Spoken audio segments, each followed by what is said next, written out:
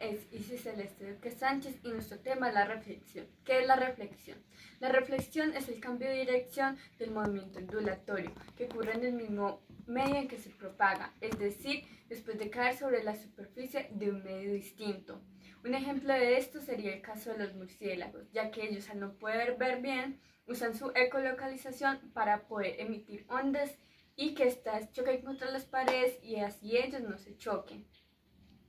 En la reflexión hay tres elementos: el rayo incidente, la línea normal o perpendicular a la superficie y el rayo reflejado. Se llama ángulo de incidencia al que forma la normal con el rayo incidente y ángulo de reflexión el cual está formado por la normal y el rayo reflejado. Las leyes de reflexión dicen que el ángulo de incidencia es igual al ángulo de reflexión y que el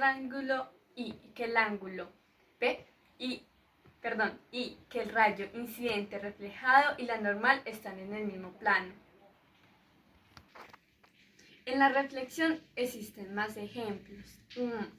Uno de estos sería la reflexión de la luz, que es cuando un rayo de luz se propaga en una superficie transparente y llega a otra superficie también transparente de separación y en esta se refleja. Un ejemplo de esto sería cuando la luz se refleja contra un espejo.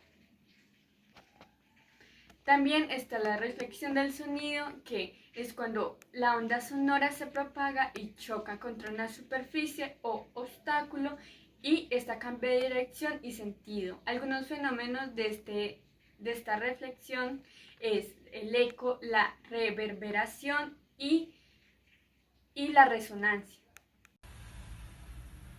Mi nombre es Catalina García y voy a exponer acerca del principio de Huygens. El principio de Huygens dice que cada punto en el frente de onda puede determinarse como un foco a unas ondas secundarias que se propagan en la misma dirección que su perturbación. Estas ondas secundarias tienen la misma velocidad de propagación y frecuencia que las ondas de origen.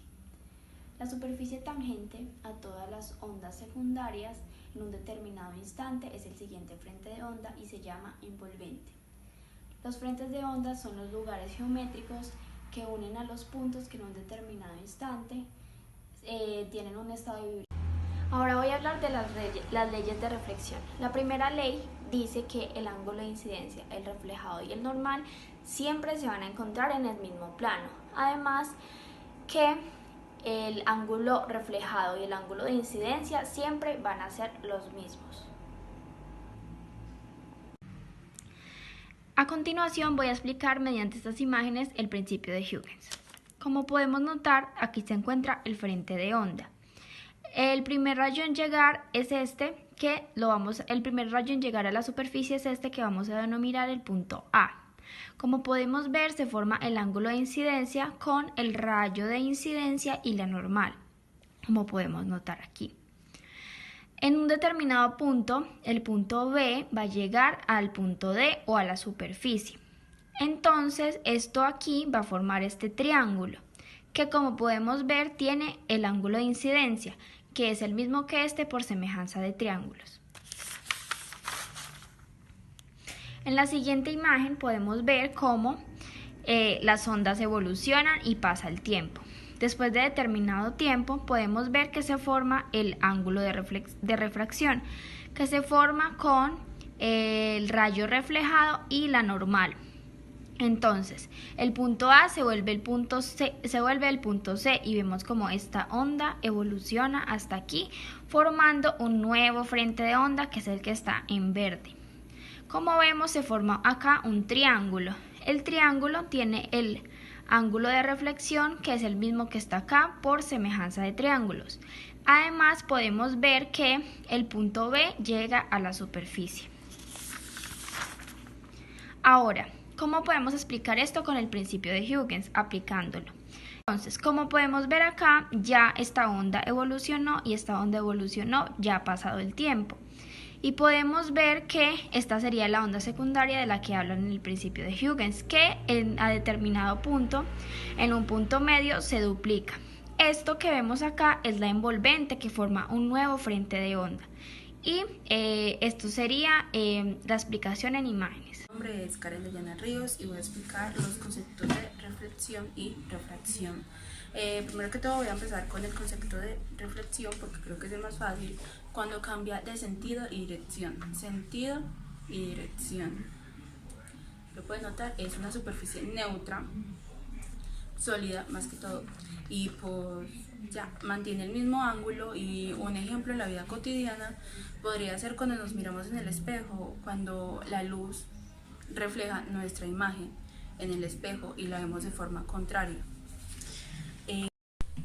El por qué los teatros tienen cortinas es porque estas están fabricadas de una tela porosa que lo que hacen es que retienen el sonido, lo transforman y lo rebotan, haciendo así que el sonido sea un poco más envolvente para la audiencia.